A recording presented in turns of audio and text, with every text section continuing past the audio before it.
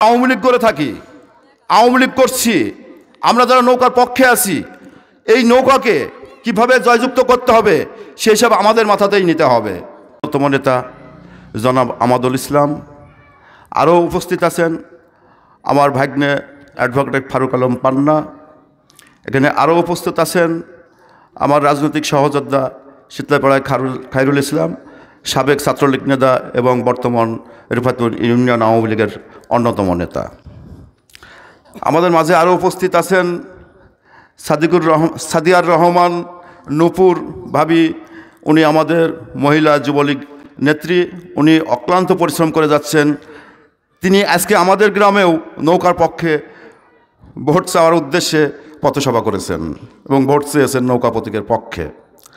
আমাদের মাঝে আরও উপস্থিত আছেন বাংলাদেশ কৃষক লীগ রিফাতুল ইউনিয়ন শাখা সভাপতি আব্দুল সামাদ, আরও উপস্থিত আছেন বাংলাদেশ শ্রমিক লীগ নেতা রিফাতুল ইউনিয়ন শাখা সভাপতি আব্দুল হান্নান,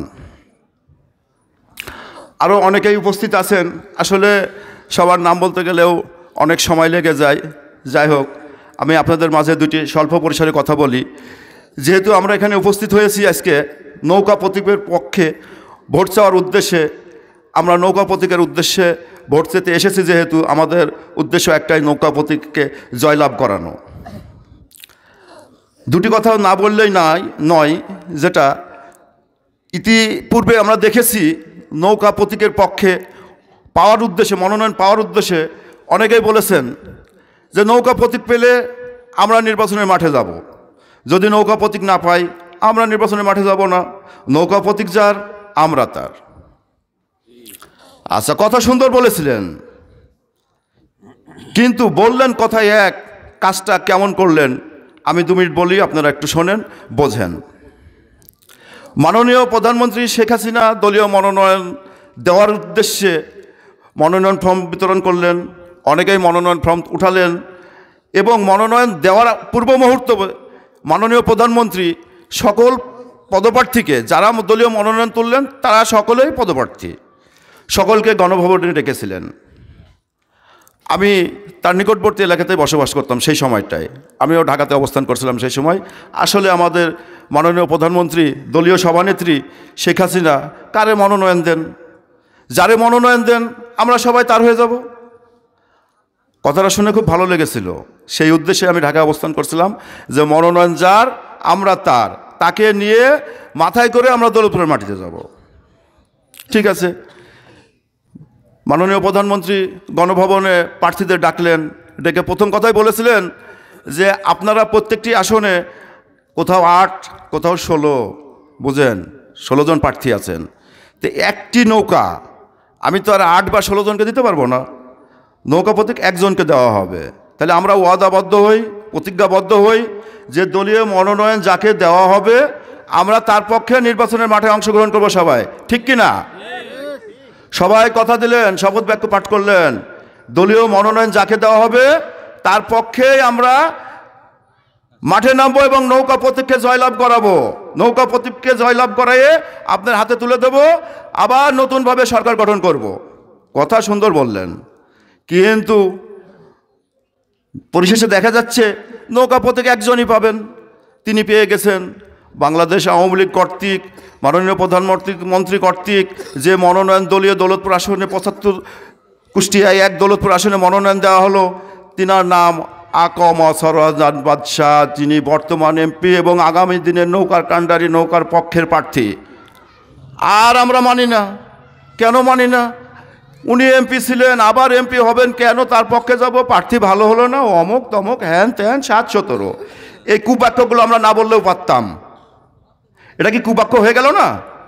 কথা বললাম নৌকার পক্ষে আছি, নৌকাকে জয়লাভ করাবো, নৌকাকে জয়লাভ করাই আবার সংসদে পাঠাবো, সংসদে নিয়ে আসবো, কিন্তু বাদশাহ মনোনয়ন পেল আর সে খারাপ হয়ে গেল, প্রার্থী ভালো হলো না, আমি ভালো ছিলাম, এটা অন্যায় কথা।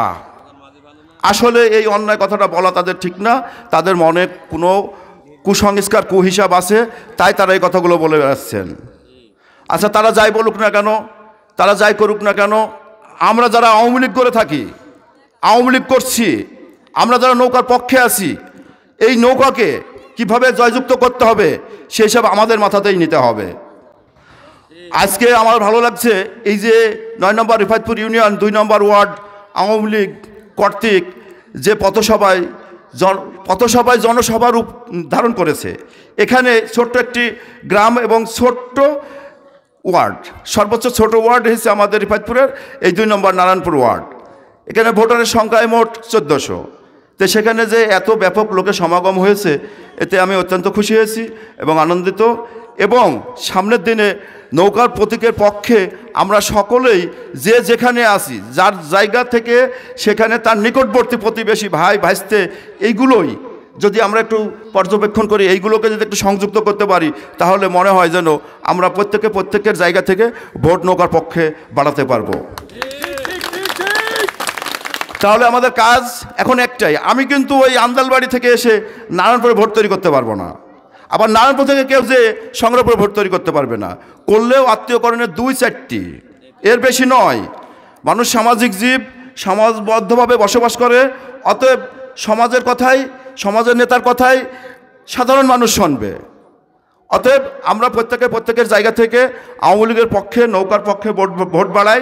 আর বর্তমান যে অবস্থা বিরাজ করতেছে তাতে নৌকার একটা যেন জোয়ার উঠেছে, নৌকার জয়গান বইছে, এই লক্ষ্যেই আমরা আরেকটু পরিশ্রম করি। পরিশ্রম করলে নৌকার পক্ষে ভোট বাড়ানো সম্ভব এবং নৌকাকে বিজয় করা নিশ্চিত সম্ভব, তাই কি না? আচ্ছা, পরিশেষে অত কথা আমরা না বলি, আমাদের এখানে মাননীয় বর্তমান পথসভার প্রধান অতিথি সাদিকুজ্জামান খান সুমন ভাই আছেন। আমরা তার মুখ থেকেই কিছু মূল্যবান কথা শুনতে চাই এবং তার কাছ থেকে আমাদের নারায়ণপুর ওয়ার্ডবাসী বা গ্রামবাসী কিছু চাওয়াও আছে, সেই চাওয়াগুলো সম্বন্ধেও তিনি বলবেন। আর সবথেকে বড় চাওয়া নারায়ণপুরবাসী যেটা ছিল সেটা হচ্ছে আপনার এই হিয়ারিং রাস্তাটা যাতে পিচ করা যায়। এই পিচ করা সম্বন্ধে গত সপ্তাহে আমি বর্তমান এমপি মহোদয় সরোজান বাদশাহ ভাইয়ের সহধর্মিণীকে নিয়ে আমি এখানে একটা পথসভা করেছিলাম।